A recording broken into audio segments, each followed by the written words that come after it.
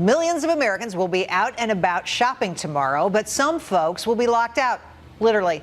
That's because a few states have laws that ban shopping on Thanksgiving. Is it legal, though? Are those laws outdated? Our two attorneys are here to duke it out. Nolan Klein and Bill Frumpkin. Bill, I'm going to start with you. You're an old hand at these segments now. So tell me, you say that it should be illegal, and that's okay, and it's fine. Why? No, actually, in terms of it should being legal, it is legal now. Okay, right. Whether it should be illegal remains to be seen. So where do you come down? Okay, but basically, the way I see it is for a few short days, or it's actually one day, in 3 states, the world will not end, if in fact the stores are not open. The reason is that it's mostly lower paid workers who are the ones who are forced to work and lose family time. And there's a whole concept already of the breakdown of the family as it is. So if people are shift workers in the family, they're not going to be together by schedules on a daily basis. And then on this particular day, when they should be together, they're not. And that's the problem. So Nolan, Bill's making the family argument. A lot of people agree with this, that you shouldn't force people to go to work on a big holiday like this when everybody gets together. What do you say, Nolan?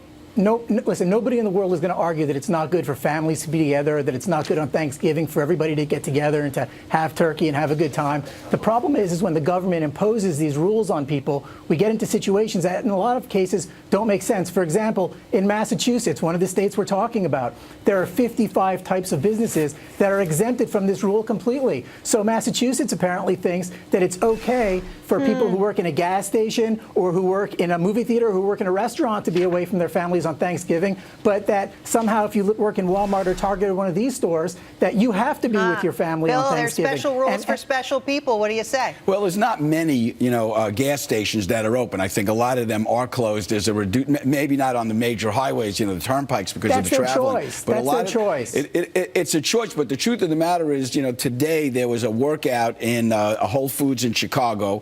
Somebody was fired because he refused to keep the Pizza Hut open in Indiana that he manages. And I think there's a trend here where, you're getting these big box stores, and they're widening the time that they're open, and it's basically people who don't really want to be working having to I wouldn't say having to person them, because we don't want to say man them, person them, and the bottom line is it's just so politically correct.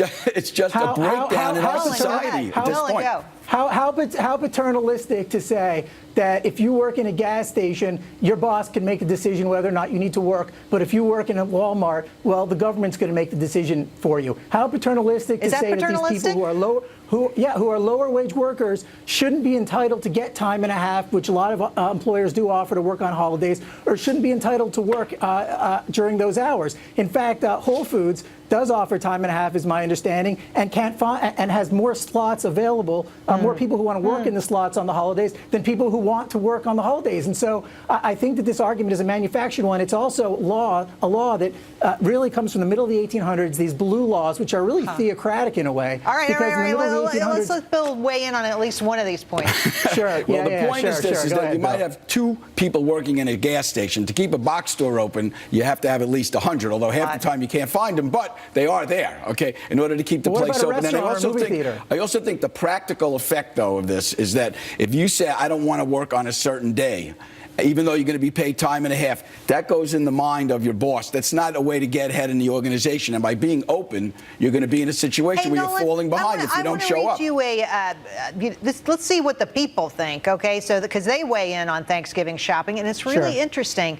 49% disapproving, 16% approving, neutral 34%. People weighing in and saying they don't think working on a holiday is a good thing. You say it's basically a restraint of trade, right?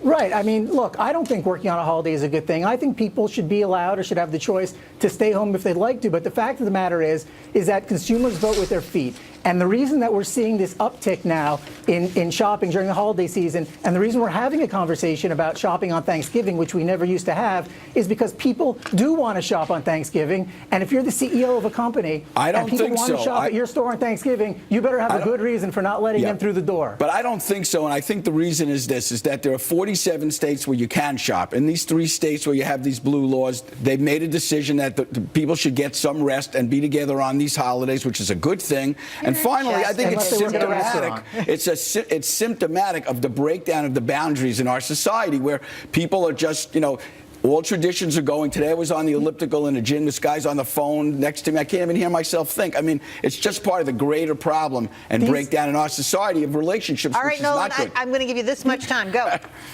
Okay, these laws are antiques. They have nothing to do with what's happening in our society right now. They're relics of the mid-1800s, and these 3 states we're talking about are just slow to the game in carving them up like the turkeys that they are.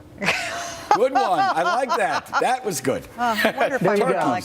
Nolan and Bill, great job arguing this. Really interesting conversation. Thank you so much for having it. I wonder if I'm a relic of the 1800s because I'm going to be at home on Thanksgiving. That's what I'm doing.